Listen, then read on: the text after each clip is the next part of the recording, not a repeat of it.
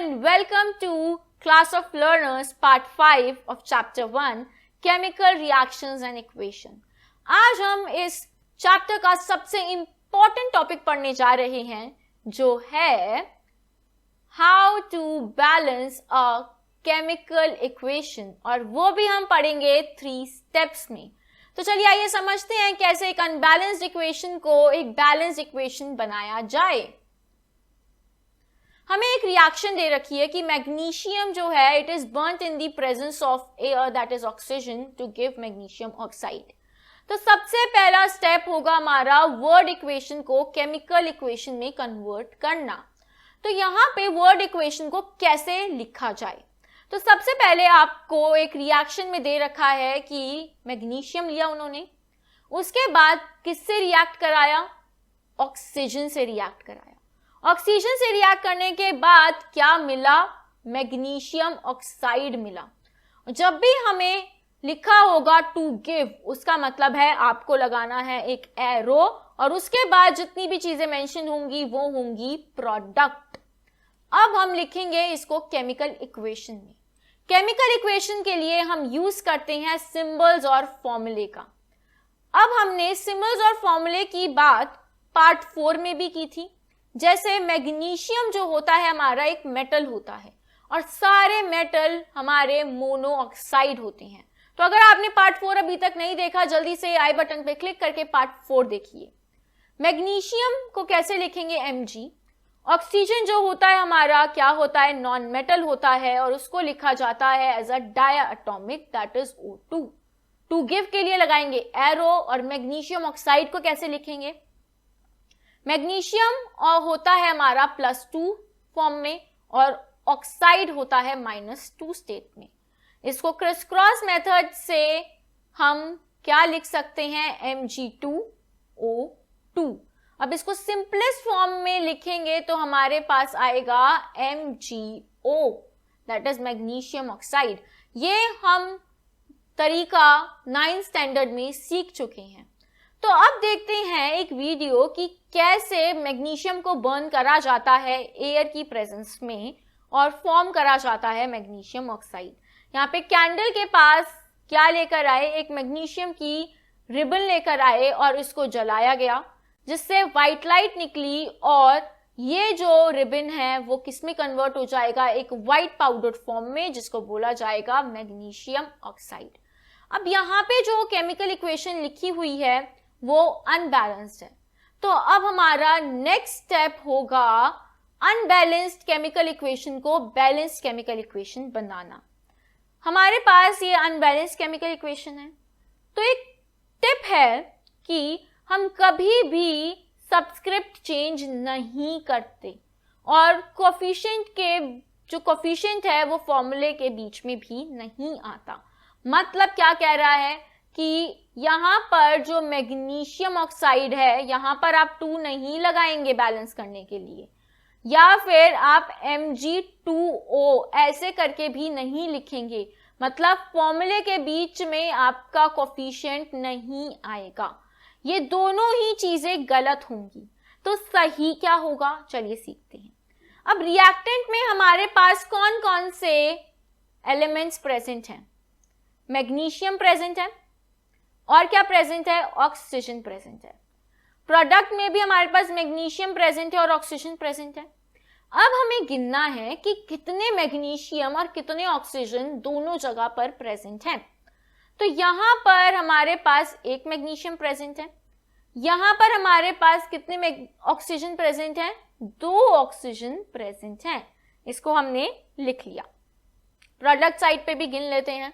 Magnesium भी कितने हैं, 1, ऑक्सीजन भी कितना है, 1। कुछ नहीं लिखा होता तो इसका मतलब क्या होता है, 1 है।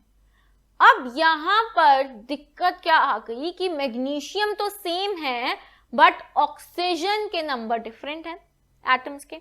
तो अब हमें क्या करना पड़ेगा, इस ऑक्सीजन को जो प्रोडक्ट साइड में है इसको भी 2 बनाना पड़ेगा। तो हम इसको 2 कैसे बनाएं, जब भी देखो यहाँ पर ऑड नंबर लिखा हो और यहाँ पे इवन नंबर लिखा हो, मतलब कहीं पे भी एक ऑड एक इवन होगा तो मतलब किसका डिफरेंस, यहाँ पर कितने का डिफरेंस है, 2 - 1।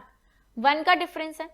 जब भी 1 का डिफरेंस होता है तो हम क्या करते हैं, यहां पर क्या है, प्रोडक्ट साइड ऑक्सीजन कम है, तो वहां पर हम क्या करेंगे, इंक्रीज करेंगे ऑक्सीजन को। कितना बनाएंगे उसको, 2 बनाएंगे। कैसे बनाएंगे, यहां पर हम क्या लिख दें, 2 लिख दें तो काम हो जाएगा। अब ऑक्सीजन कितने हो गए, 2 हो गए, बट मैग्नीशियम भी यहां पर कितने हो गए, 2 हो गए। अब यहां पर मैग्नीशियम 1 है, बट ऑक्सीजन जो है हमारे कितने हो गए, इक्वल हो गए। अब मैग्नीशियम को इक्वल बनाने के लिए हम क्या करेंगे, यहां पर भी एक 2 लगा देंगे, तो अब यहां पर भी मैग्नीशियम क्या हो गए, 2 हो गए। हमारी जो इक्वेशन थी अनबैलेंस्ड क्या हो गई, बैलेंस्ड हो गई। अब अगर हम देखें दोनों जगह मैग्नीशियम और ऑक्सीजन का नंबर क्या है, सेम है। हमारी इक्वेशन क्या हो गई, बैलेंस हो गई। बट अभी भी ये इक्वेशन क्या है, इनकम्प्लीट है। अब इसमें क्या रह गया, देखते हैं। तो अब इसको हमें क्या करना है, इंफॉर्मेटिव बनाना है। इंफॉर्मेटिव वो कैसे करेंगे, तो चलो देखते हैं कि इंफॉर्मेटिव कैसे बनाया जाए अपनी केमिकल इक्वेशन को। सबसे पहले हम उसकी फिजिकल स्टेट बताएंगे कि मैग्नीशियम ऑक्सीजन, मैग्नीशियम ऑक्साइड ये किस स्टेट में प्रेजेंट है, सॉलिड में, लिक्विड में, गैस में, किस स्टेट में प्रेजेंट है। तो अगर मैं सॉलिड की बात करूं, जितने भी मेटल्स हमारे पास प्रेजेंट होंगे वो हमेशा सॉलिड स्टेट में ही होंगे। नेक्स्ट, लिक्विड जो होगा वो वाटर या मिथेनॉल, ये हमारा लिक्विड होगा। Gas, oxygen, hydrogen, chlorine, bromine, carbon dioxide, ammonia, methane, ये सारी गैसेस होंगी। फोर्थ कैटेगरी आती है एक्वस सॉल्यूशन की। एक्वस सॉल्यूशन क्या होता है, जब भी आप किसी सॉलिड को वाटर में डालते हो और वो डिसॉल्व हो जाता है तो हम क्या बोलते हैं, वो उस सब्सटेंस का एक्वस सॉल्यूशन है। जैसे मैंने आपको बताया था कॉपर सल्फेट के क्या होते हैं, क्रिस्टल्स प्रेजेंट होते हैं। इसको हम वाटर में डालेंगे तो हमारे पास कॉपर सल्फेट का क्या आएगा, सॉल्यूशन मिलेगा, और ये सॉल्यूशन कैसा होगा, एक्वस होगा। एक्वस को लिखा जाता है AQ। ऐसे ही अगर लिक्विड की बात करें तो H2SO4 लिक्विड में प्रेजेंट होता है, बट ये बहुत ज्यादा कॉन्सेंट्रेटेड होता है। इसको भी हम क्या करेंगे, ऐड कर देंगे वाटर में, तो ये हमारे पास क्या आ जाएगा, डाइल्यूट H2SO4 मिल जाएगा। अभी क्या था, कॉन्सेंट्रेटेड था, उसके बाद वाटर में ऐड करने के बाद डाइल्यूटेड हो गया, और ये भी क्या हो जाएगा, एक्वस फॉर्म में आ जाएगा। तो ऐसे हम किसी भी सॉलिड और लिक्विड कंपाउंड्स को एक्वस बनाते हैं, और हम इसका बहुत ज्यादा यूज करते हैं केमिस्ट्री में केमिकल रिएक्शंस कराने के लिए। नेक्स्ट चीज जिससे हम अपनी इक्वेशन को और ज्यादा इंफॉर्मेटिव बना सकते हैं, हीट का चेंज दिखा के। हीट के चेंज के लिए हमने 2 रिएक्शंस पढ़ी थी, एक्सोथर्मिक एंड एंडोथर्मिक रिएक्शंस। अगर आपने पार्ट 2 नहीं देखा, जल्दी से आई बटन पे जाइए, क्लिक करिए और पार्ट 2 देख कर आइए। एक्सोथर्मिक रिएक्शन में हमने देखा था हीट जो निकल रही थी वो प्रोडक्ट साइड निकल रही थी, और एंडोथर्मिक में जो हीट एब्जॉर्ब हो रही थी वो रिएक्टेंट साइड एब्जॉर्ब हो रही थी। तो हम इसको भी ऐसे ही दिखाएंगे अपनी केमिकल इक्वेशन में। नेक्स्ट, हमें कंडीशंस भी बतानी होंगी। कंडीशंस का क्या मतलब हुआ, जैसे टेम्परेचर, डिग्री सेल्सियस, कितना केल्विन या डिग्री सेल्सियस हमने टेम्परेचर लिया है उस रिएक्शन को कराने के लिए, कितने प्रेशर पे वो रिएक्शन हो रही है, उसके लिए हम एटमॉस्फेरिक प्रेशर, पास्कल, ये सब यूज करते हैं। फिर हम कैटलिस्ट बताएंगे। देखो, कैटलिस्ट वो कंपाउंड्स होते हैं जो केमिकल रिएक्शन में कुछ पार्टिसिपेट नहीं करते, मतलब वो किसी भी केमिकल रिएक्शन में जब हम नया प्रोडक्ट हमारे पास मिलता है वो हमें उसमें देखने के लिए नहीं मिलेंगे। वो बस क्या कर रहे हैं, वो रिएक्शन की स्पीड बढ़ा रहे हैं, वो रिएक्शन में पार्टिसिपेट नहीं कर रहे, वो टूट नहीं रहे, उनकी कोई बॉन्ड ब्रेकिंग नहीं हो रही, मेकिंग नहीं हो रही, वो सिर्फ रिएक्शन को तेजी से बढ़ा रहे हैं। कुछ कुछ रिएक्शंस बहुत ज्यादा स्लो होती हैं, तो उसको जल्दी कराने के लिए हम कैटलिस्ट का यूज करते हैं। और इन कंडीशंस को लिखा जाता है एरो के ऊपर, जैसे रिएक्टेंट एरो प्रोडक्ट, इसके ऊपर लिखा जाएगा ये कंडीशंस को। जैसे हम 300 ATM की बात कर रहे हैं तो ये प्रेशर है, अगर हम 300 डिग्री सेल्सियस की बात कर रहे हैं तो ये टेम्परेचर है। कोई भी कैटलिस्ट अगर हम ले रहे हैं उसको हम एरो के नीचे या ऊपर कहीं भी दिखा सकते हैं। ऐसे बनती है हमारी कोई भी इक्वेशन बहुत ज्यादा इंफॉर्मेटिव। अब आओ इसका यूज करें। तो हमारा थर्ड स्टेप रह गया था इस रिएक्शन को कंप्लीट इक्वेशन फॉर्म में लिखने के लिए। अब हमने इसको बैलेंस कर लिया था, अब इसको इंफॉर्मेटिव बनाना है। तो मैग्नीशियम क्या है? एक मेटल है। मेटल क्या होता है? सॉलिड होता है। ऑक्सीजन क्या है? एक गैस है। यहां से मैंने कहा था ये व्हाइट पाउडर निकलता है, तो व्हाइट पाउडर क्या होता है? वो भी तो एक सॉलिड ही होता है। तो अब बनी हमारी ये इक्वेशन कंप्लीट। इसको हम ऐसे लिख लेंगे। चलो आओ इसको एक और एग्जाम्पल से समझते हैं कि कैसे बैलेंस करा जाए। आज हम बहुत सारे एग्जाम्पल्स करेंगे और बहुत क्रिस्टल क्लियर कर लेंगे अपने इस टॉपिक को। लेड नाइट्रेट को हीट करा गया, स्ट्रांगली हीट करा गया, and it breaks down to form lead monoxide, nitrogen dioxide and oxygen. पहला स्टेप याद करेंगे। पहला स्टेप क्या था? वर्ड इक्वेशन को केमिकल इक्वेशन में कन्वर्ट करना। यहां पर वर्ड इक्वेशन कैसे बनाएंगे? लेड नाइट्रेट है, लेड नाइट्रेट लिखेंगे। हीटेड स्ट्रांगली और break down to form. To form का मतलब है एरो आएगा, क्या देगा? Lead monoxide, nitrogen dioxide and oxygen. अब इसको केमिकल इक्वेशन में कैसे लिखेंगे? लेड नाइट्रेट होता है PbNO3। लेड मोनोऑक्साइड, मोनो जब आ गया, देखो ऑक्सीजन को कैसे लिखते हैं? O2। जब हम मोनो लिखते हैं तो मोनो का मतलब होता है 1, तो हम इसको O लिखेंगे सिर्फ। लेड इज PbO, पर इस पे जो चार्ज होता है वो O2 माइनस का ही होता है। Nitrogen dioxide means di means 2, तो यहाँ पे 2 ऑक्सीजन आ जाएंगे नाइट्रोजन के साथ, प्लस ऑक्सीजन को लिखा जाता है O2 की फॉर्म में। अब सेकेंड स्टेप हमारा था इस अनबैलेंस्ड इक्वेशन को बैलेंस करना। अब इसको बैलेंस करने के लिए हमारे पास एक टिप है कि हम कोफिशिएंट को फ्रैक्शन में लिखना नहीं पसंद करते, हम उसको क्या लिखेंगे? होल नंबर में ही लिखेंगे। अब इसको बैलेंस कैसे करा जाए तो चलो समझते हैं। अब यहां पर रिएक्टेंट साइड पे कौन कौन से एलिमेंट्स प्रेजेंट हैं उसको लिख लो पहले। कौन सा प्रेजेंट है? Pb, नाइट्रोजन और ऑक्सीजन। सेम प्रोडक्ट साइड पे भी प्रेजेंट होगा Pb, नाइट्रोजन, ऑक्सीजन। जब भी आप ऐसे टेबल बनाओ तो दोनों साइड सेम तरीके से लिखना, ये नहीं कि यहाँ पे Pb N और O लिख दिया तो यहाँ पे Pb O और N लिख दिया, तो कंफ्यूजन हो जाती है। यहाँ पे कितने लेड प्रेजेंट है? एक प्रेजेंट है।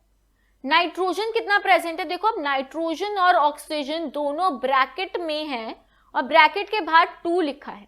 इस 2 का मतलब क्या होता है? ब्रैकेट के अंदर जितने भी एलिमेंट्स हैं उन सबके साथ ये 2 लगा हुआ है।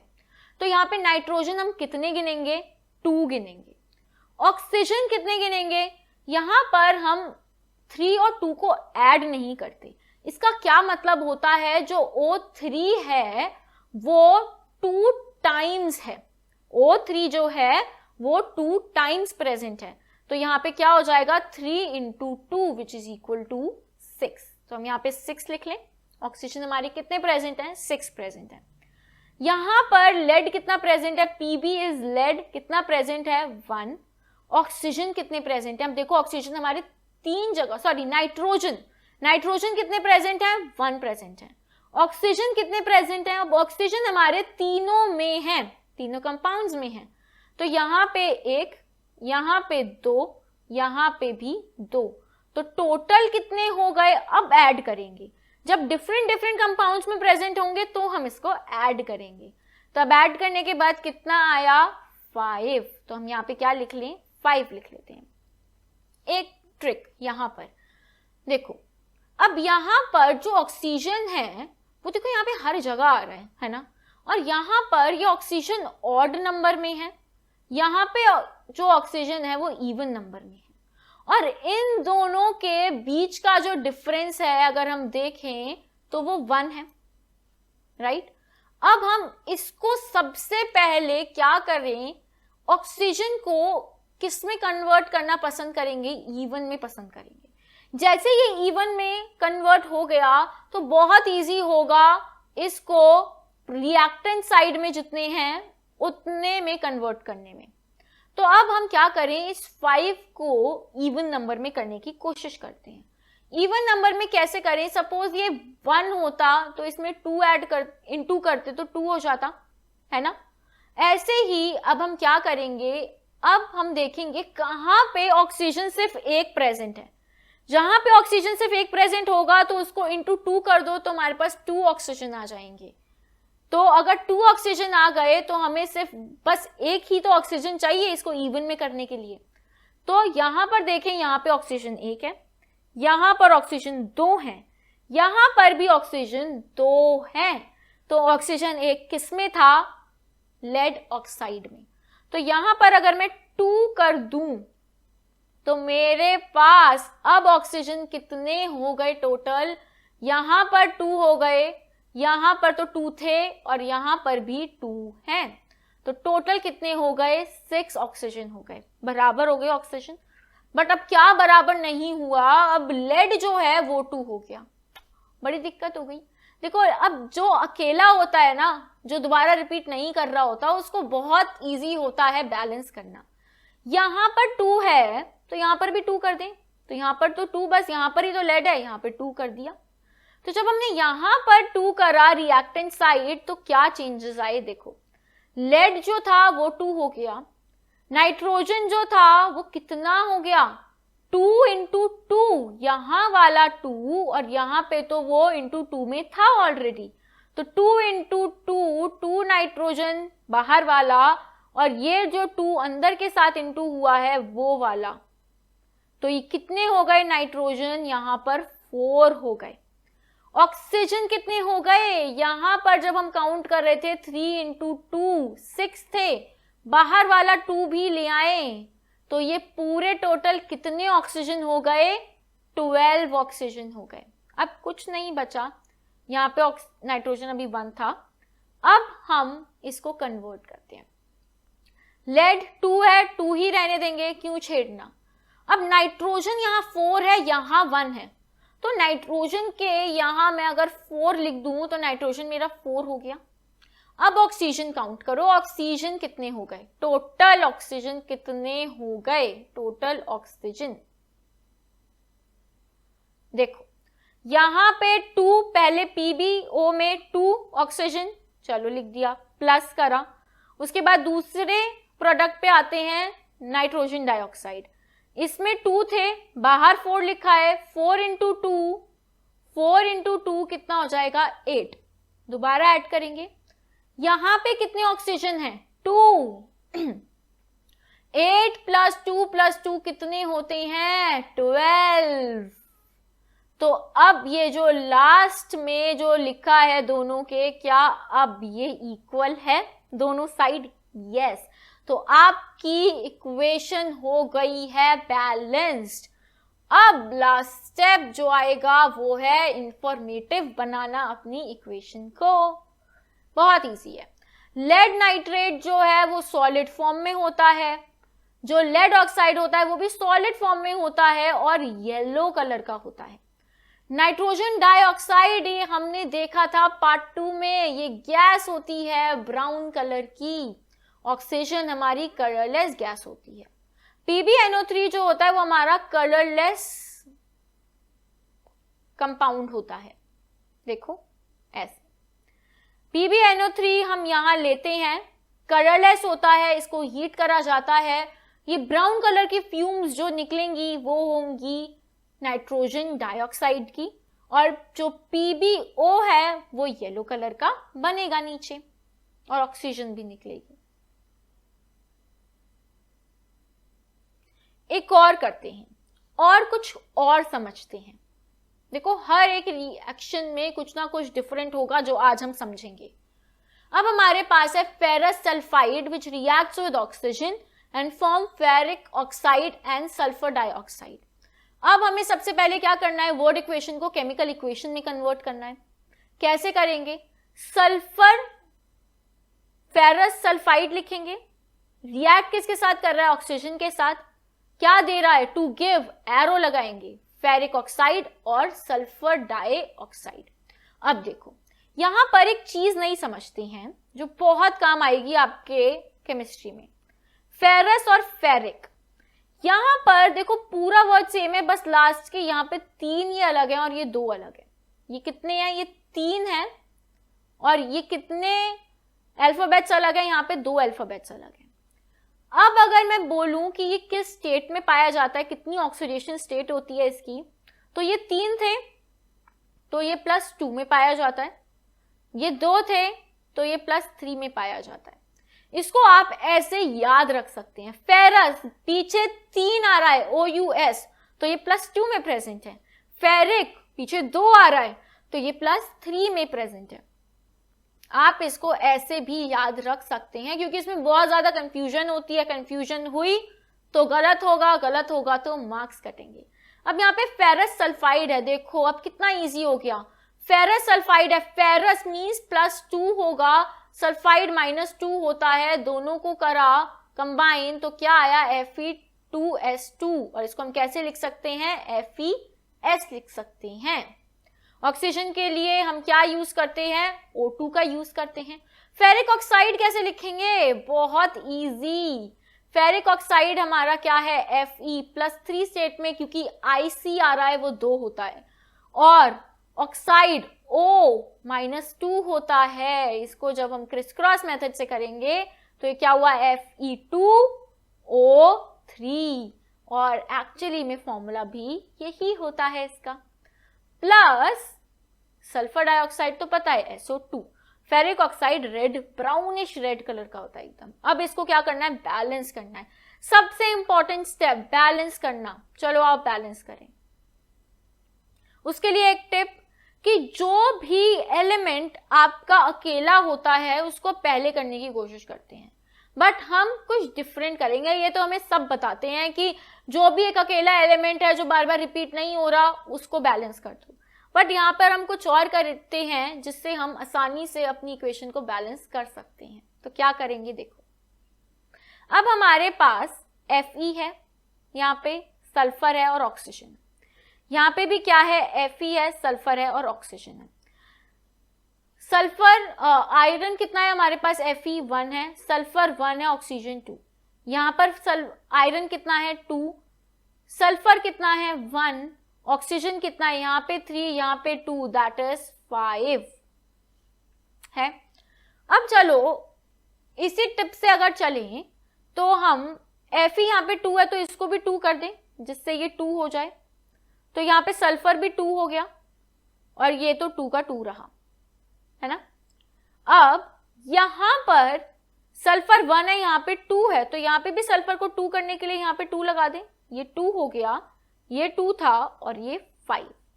अब 5 और 2 देखो जो हमने पीछे करा था, सबसे पहले ऑक्सीजन को करा था हमने बैलेंस, यहाँ पे हमने ऑक्सीजन को बैलेंस क्यों नहीं करा, क्योंकि 5 और 2 में 3 का डिफरेंस है। अगर 1 का डिफरेंस होता तो हम 5 को इवन बना देते, बट यहाँ पे 1 से ज्यादा का डिफरेंस है तो हम इसको इवन ऐसे नहीं बना सकते। तो अब हम क्या करेंगे, अब देखो यहाँ पे जैसे ही हमने 2 लगाया तो ये 5 नहीं रहा, ये क्या हो गया, 2 2 जा 4, 4 + 3 कितना हो गया, 7 हो गया, 7 हो गया तो इसको 7 लिख लेते हैं। अब क्या करेंगे, इधर हमें कुछ तो करना है कि यहां पर भी क्या हो जाए, 7 आ जाए, बट 7 आना कितना मुश्किल है, इवन से ऑड जाना कितना मुश्किल है, नहीं कर सकते। तो क्या करेंगे, देखो यहां पर हम अगर लिख दें 7/2 तो यहां पर ये 2 से 2 कट जाएगा और सिर्फ 7 रह जाएगा, ऐसे कर सकते हैं। बट हमने क्या बोला था कि कभी भी इसको फ्रैक्शन में नहीं लिखना। तो हम क्या करेंगे इसको, अब अगर हमारे पास ये इक्वेशन है, इसको हम FES प्लस ये 2 है यहाँ पे plus 7/2O2 give you Fe2O3 plus 2SO2। अब हम इसको 2 से इंटू कर दें। पूरी इक्वेशन को अगर 2 से इंटू कर दिया जाए तो ये क्या हो जाएगा, यहां पर आ जाएगा 4, यहां पर 2 हट जाएगा, यहां पर आ जाएगा 2 और यहां पर ये 2 इंटू 2 क्या हो जाएगा 4। अब देखो हमारी रिएक्शन बैलेंस हुई। ये 4 है Fe, सल्फर कितना हो गया 4 हो गया, ऑक्सीजन कितना हो गया 7 2 14, 14 प्लस 3 2 6 दैट इज 20। यहाँ पे कितना आ गया 20। अब यहां पर भी देख लेते हैं, ये कितना है 2, सल्फर कितना हो गया 4, ऑक्सीजन कितना हो गया 3 2 6 और ये कितना हो गया 4 2 8, 8 प्लस 6 इज 14, सॉरी ये कितना है 7 2 14, तो यहां पे क्या हो गया 14, ये भी कितना है 14, ये 6 कहां से आ गया था, यहां पे भी कितना है 14 और यहां पे भी कितना है ये 14। तो अब हमारा जो लास्ट रो है वो क्या है, एकदम ये भी 4 है, लास्ट रो क्या है एकदम इक्वल है। अब ये रिएक्शन हो गई है बैलेंस, तो हम इसको ऐसे लिख सकते हैं। अब इसको करना है हमें इंफॉर्मेटिव। तो अभी हमने देखा ऊपर ये जो FeS है ये सॉलिड होता है, ऑक्सीजन क्या होता है गैस में होता है, आयरन ऑक्साइड क्या होता है ये भी सॉलिड होता है, SO2 क्या थी गैस थी, बहुत पंजेंट सी रॉटन एग जैसी स्मेल आ रही थी इसमें से। ये हो गई हमारी पूरी रिएक्शन कंप्लीट। आई होप आपको सब कुछ क्लियर होगा। तो चलो प्रैक्टिस करते हैं थोड़ी और इक्वेशंस को। हमारे पास है barium hydroxide and ammonium chloride form barium chloride, ammonia and water. अब इसको कैसे करेंगे, जल्दी जल्दी करते, अब तो हमें आ गया है। पहले हम क्या करेंगे, बेरियम हाइड्रो ऑक्साइड किसके साथ रिएक्ट कर रहा है, अमोनियम क्लोराइड के साथ रिएक्ट कर रहा है। टू फॉर्म के लिए लगाते हैं एरो, क्या दे रहा है, बेरियम क्लोराइड दे रहा है प्लस अमोनिया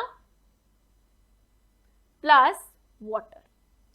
अब इसको हम किस में लिखेंगे, इक्वेशन फॉर्म में, केमिकल इक्वेशन में, barium hydro oxide plus ammonia, ammonium chloride is NH4Cl will give you BaCl2 that is barium chloride plus ammonia is NH3 plus water is H2O। इसको balance करें तो यहां पर हम क्या टेबल बनाते हैं, barium, oxygen, hydrogen, nitrogen and chlorine. यहाँ पे भी सेम लिख लेंगे, barium, oxygen, hydrogen, nitrogen, chlorine. अब बेरियम यहाँ पर कितने हैं, रिएक्टेंट साइड पे 1, ऑक्सीजन कितने हैं, यहां से 2, बस 2 है, गुड। हाइड्रोजन कितने हैं, यहाँ पे 2 और यहाँ पे 4, 2 प्लस 4 6। नाइट्रोजन कितने हैं 1, क्लोरीन कितने हैं 1। यहां पर देख लेते हैं प्रोडक्ट साइड पे, बेरियम 1, ऑक्सीजन कितना है 1, हाइड्रोजन कितने हैं 3 प्लस 2 5, नाइट्रोजन 1, क्लोरीन 2। अब यहां पर हमने क्या देखा, हाइड्रोजन 6 है और वहां पर 5 है, दोनों के बीच में कितने का डिफरेंस है, 1 का डिफरेंस है। हमने देखा था जब भी 1 का डिफरेंस होता है तो हम ऑड को इवन बनाते हैं। ऑड को इवन बनाने के लिए हम क्या करेंगे, हम कहीं पे भी 2 ऐड कर दें कोफिशिएंट, तो हम नाइट्रोजन के साथ 2 लगा देते हैं, तो ये क्या हो गया 3 2 6 प्लस 2 8 हो गया। ये हो गए हमारे पास 8, बट इसके साथ साथ नाइट्रोजन भी हो गए 2, क्लोरीन, ऑक्सीजन और बेरियम सेम रहे। अब हम क्या करेंगे, यहां पे भी हमें नाइट्रोजन चेंज करना पड़ेगा, तो यहां पे भी हम लगा देते हैं 2। इसके 2 लगाने से हमारे पास 2 एलिमेंट्स बैलेंस हो गए, क्लोरीन और नाइट्रोजन दोनों क्या हो गए, 2-2 हो गए। बट हाइड्रोजन कितने हो गए, अब रिएक्टेंट साइड पे 4 2 8 प्लस 2 दैट इज 10, और ऑक्सीजन हमारे पास 2 था और बेरियम 1। अब हम क्या करेंगे, ऑक्सीजन को चेंज कर लें। ऑक्सीजन यहाँ पे 2 है, यहाँ पे 1, तो यहाँ पे लगा दिया हमने 2। ऑक्सीजन यहाँ पर कितने हो गए, 2 हो गए, बेरियम 1। अब हाइड्रोजन कितना हो गया, यहाँ पे 2 प्लस 3 2 6,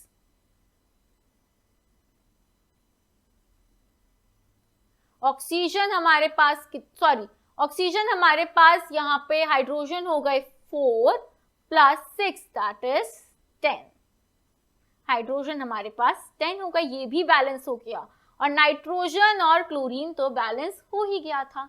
तो ये है हमारी बैलेंस्ड इक्वेशन। बट ये क्या कंप्लीट है, नहीं, इसको बनाना है इंफॉर्मेटिव बनाने के लिए हम लिखेंगे इसकी स्टेट। बेरियम हाइड्रोक्साइड सॉलिड होता है, NH4Cl एक्वस सॉल्यूशन होता है, बेरियम क्लोराइड सॉलिड होता है और इसका तो प्रेसिपिटेट निकलता है, देखा था ना। अमोनिया गैस है, और जो हमारा वाटर है वो तो लिक्विड स्टेट में है। अब ये हुई हमारी पूरी की पूरी इक्वेशन कंप्लीटली बैलेंस्ड। तो ऐसे करा जाता है किसी भी इक्वेशन को बैलेंस जल्दी ही। अब ये आपके पास 2 क्वेश्चंस हैं जो आप मुझे कमेंट सेक्शन में बताएंगे सॉल्व करके, और इसको हम आगे के पार्ट्स में सॉल्व करेंगे ही। तो आई होप आपको सब कुछ क्लियर होगा अभी तक कैसे बैलेंस करा जाता है एक अनबैलेंस्ड इक्वेशन को। तो अगर ये वीडियो पसंद आया हो तो लाइक शेयर सब्सक्राइब करना ना भूलें, and don't forget to press the bell icon also. आप इंस्टाग्राम और फेसबुक पे भी फॉलो कर सकते हैं और हमारे साथ टेलीग्राम पर जुड़ सकते हैं। Thanks for watching, meet you in the next video. Till then, bye bye and take care everyone.